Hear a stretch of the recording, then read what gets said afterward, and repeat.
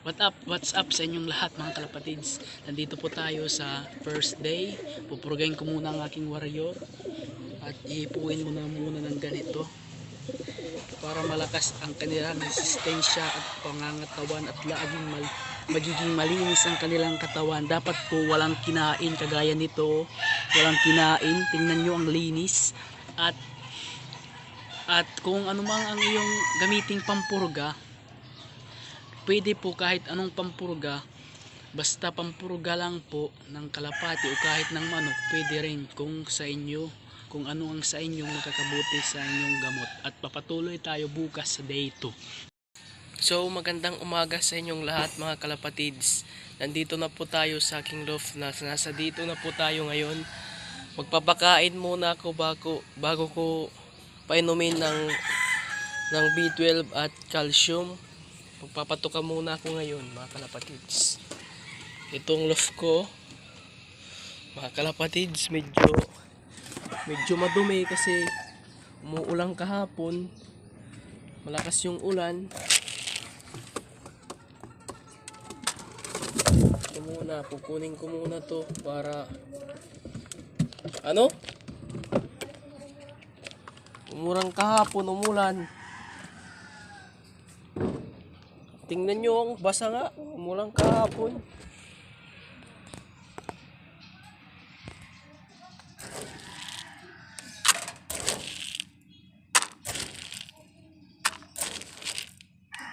Lagyan muna natin ng patuka mga kalapatids.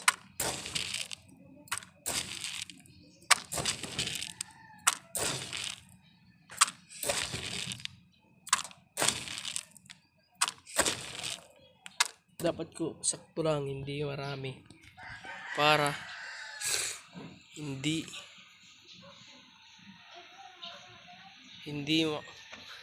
para maubos nila kaagad. Na, kumakain na ako. Kumakain na. Kahapon ang aking grizzle na may ring nawawala. Baka may nakahuli dun taga dito sa amin. Hindi na binalik. 2 araw na po hindi umuwi. At hindi ko na nakikita hanggang ngayon. Amaya magpaparunda ko ng aking mga warriors. Pag tapos silang kumain, tingnan nyo muna sila kumakain mga kalapatids. Ang bilis naman kumain. Nagpapakain ako mga 7:30 para maraming makain nila, para maubos agad ang pagkain. Dapat maaga po tayong nagpapatuka.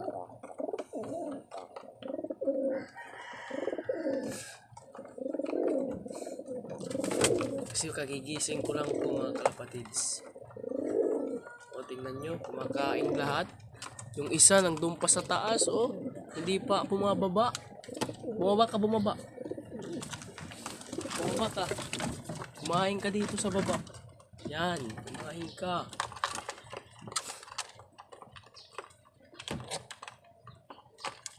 Yan, kumakain kayong lahat.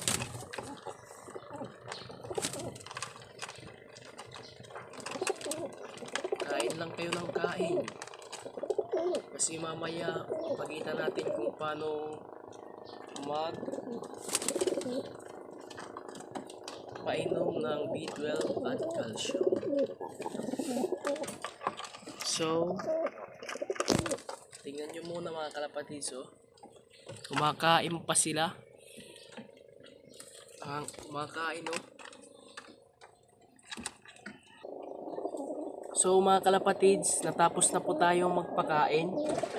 Ipapainom na po natin yung gamot. B12 muna, B12 B12. Inumin muna natin. B12 muna.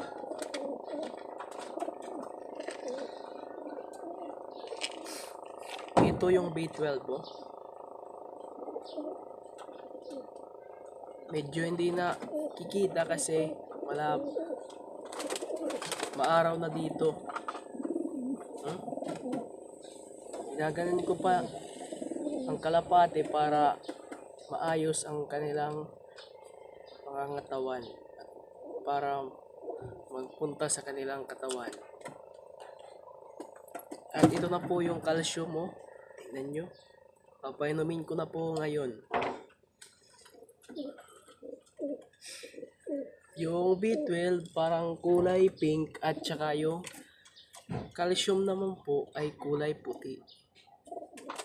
Papainumin ko na po. Oh.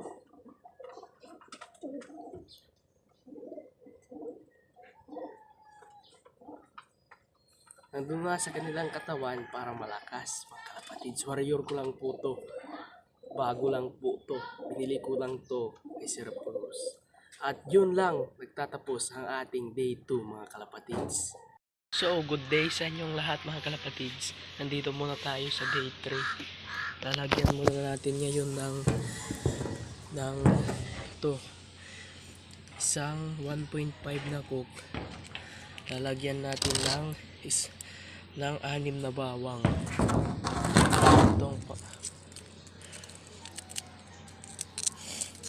Tinatanggal ko muna yung kanyang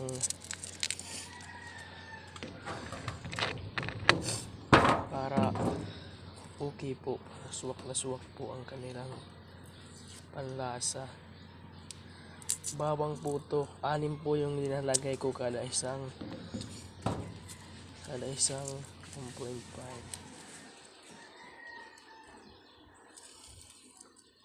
ng coke mga kalapatids. At lalagyan ko na katapos nito mga kalapatids, i-shake ko muna to mga kalapatids para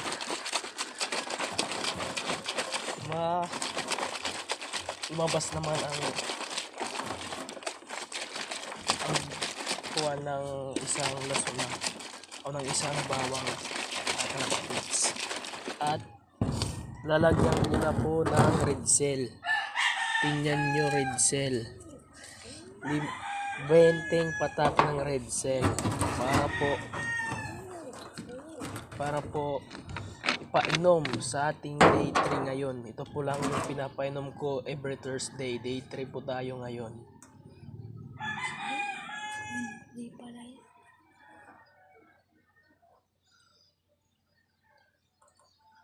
Kung pwede naman yung honey o any honey, pwede yung honey naman, red cell or honey lang pwede. Kaso walang honey, red cell na lang pwede yan. I-shake na muna natin para maganda at malinis, para naman malakas naman ang kanilang pangangatawan ng kalapati mga kalapati.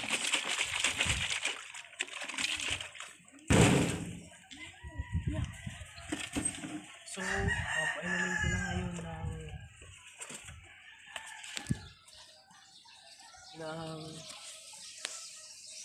papainumin ko lang po ngayon. Bubili ko muna dito sa may tabo.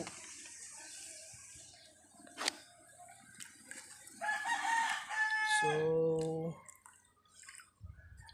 dapat po hindi po yan kasali sa pagpainom ng kalapati. So, ito na mga kalapatids. Lalagay na natin dyan. Vapor po yan. Para malakas po ang kanilang katawan.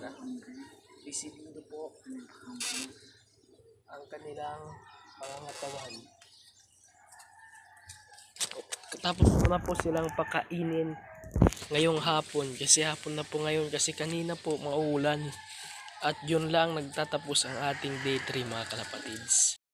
So good day sa inyong lahat mga kalapatids. Nandito na po tayo sa day 4. Ngayon po sa day 4 magpapainom po tayo ng Fitmin Pro Electrogen T Plus, pampalakas ng kanyang resistensya sa depensa sa anumang panahon mga kalapatids.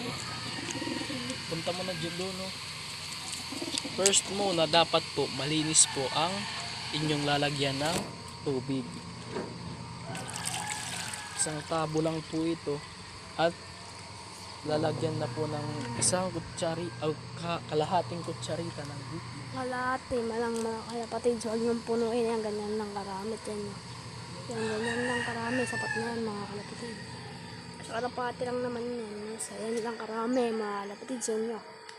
Kalahati pa, kalahati o kalahati na yan. Kalapatid. Sa karami na yan. Ayan. Tsaka, gawin na natin. At isi-shake. I-shake. Ayan, ganyan.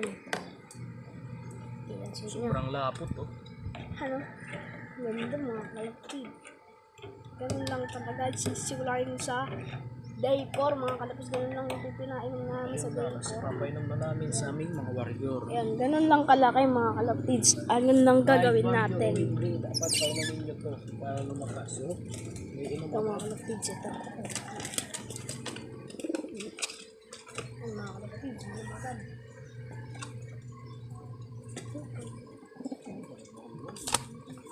Ayan.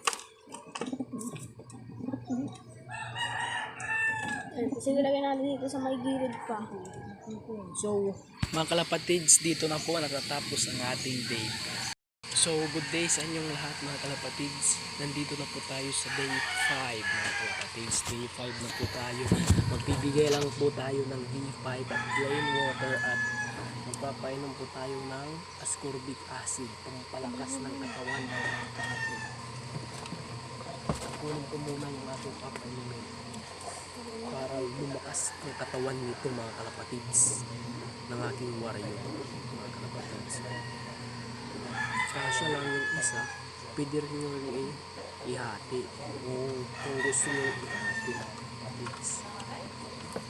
At sa day 6, day 7 mga kalapatids, nagpapakain ako ng Carbomax at plain water lang po yan. Yung Saturday at Sunday is same lang po yan mga kalapatids.